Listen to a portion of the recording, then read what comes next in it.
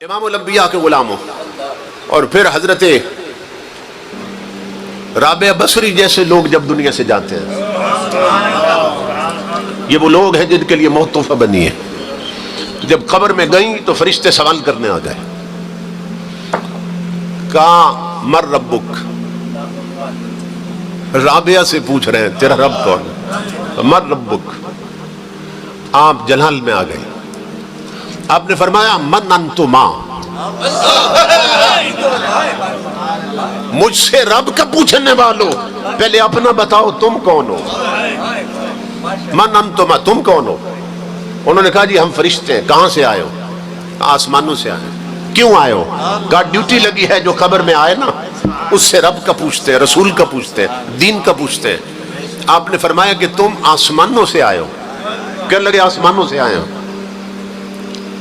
اللہ کی عاشق جلال میں آ گئی. جانتے ہیں حضرت رابعہ نے کیا فرمایا تھا فرشتوں؟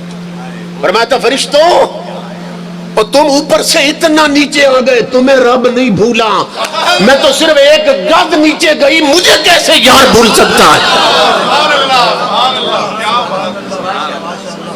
میں تو صرف ایک گز نیچے آئی ہوں، مجھے یار بھول گیا. کیا میری یاری اتنی کمزور سمجھی تم نے؟ حضرت با یزید گئے قبر میں، حضرت با یزید بستامی گئے قبر میں.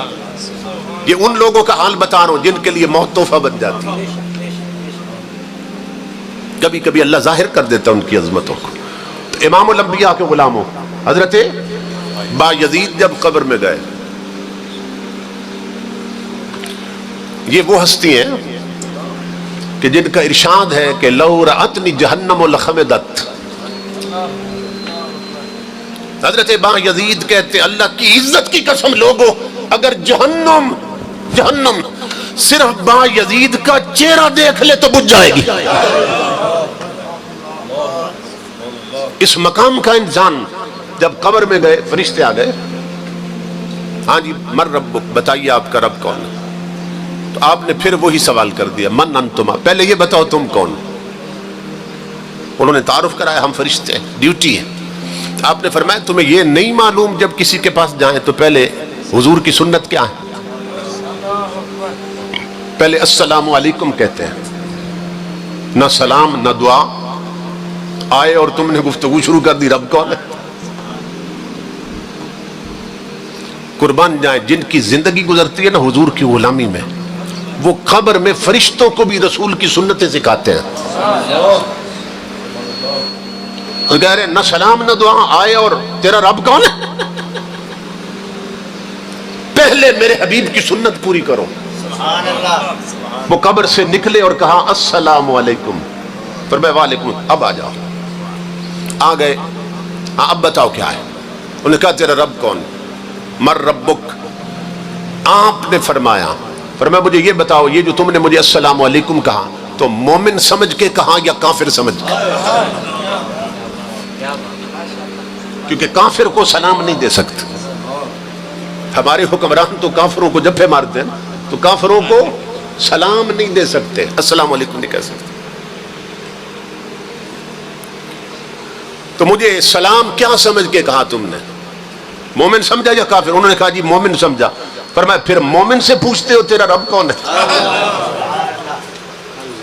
جو اسے مان کر ہی تو مومن بنا ہے. مومن سے پوچھتے ہو رب کون ہے؟ اچھا فرشتوں یہ بتاؤ، اگر میں کہہ دوں میرا رب اللہ ہے اور تم پلٹ کے جاؤ اور اللہ کہہ دے با یزید میرا بندہ نہیں ہے، تو میری مانو گے یا اس کی مانو گے؟ فرشتے کہنے لگے اس کی مانیں گے.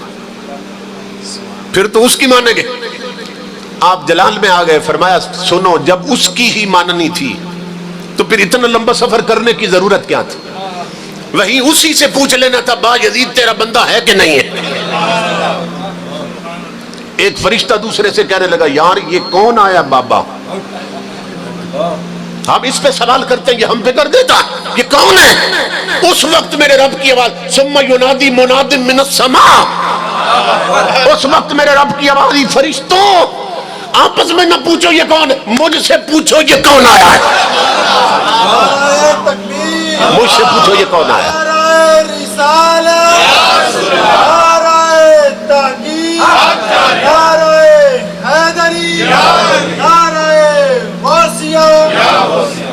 تاجدار ختم نبوت زندہ باد زندہ باد، تاجدار ختم نبوت زندہ باد زندہ باد۔ فرمایا اس سے نہ پوچھ کون ہے، مجھ سے پوچھ یہ کون آیا۔ تو مولا یہ کون ہے؟ فرمایا ھذا ابو یزید۔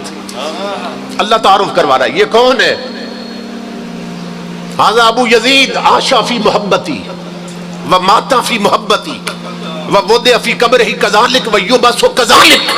اللہ فرما رہا ہے فرشتوں یہ میرا عاشق با یزید ہے اور اسے میرے عشق کا نشہ چڑھا ہوا ہے۔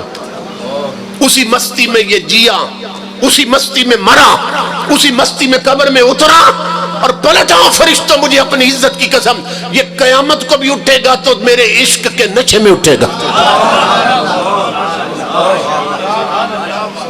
یہ وہ لوگ ہیں جن کے لیے موت تحفہ بن جاتی ہے۔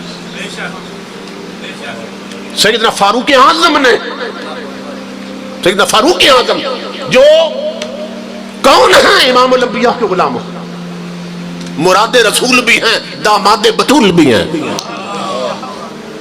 وہ فاروق اعظم حضور سے پوچھنے لگے میرے آقا مجھے بتائیے جب میں قبر میں جاؤں گا تو کیا میری عقل، میرا شعور اسی طرح قائم ہوگا جس طرح میں دنیا میں ہوں؟ جس طرح اس وقت آپ کے سامنے موجود ہوں اور میری عقل اور شعور کام کر رہا ہے تو کیا قبر میں بھی اسی طرح کرے گا؟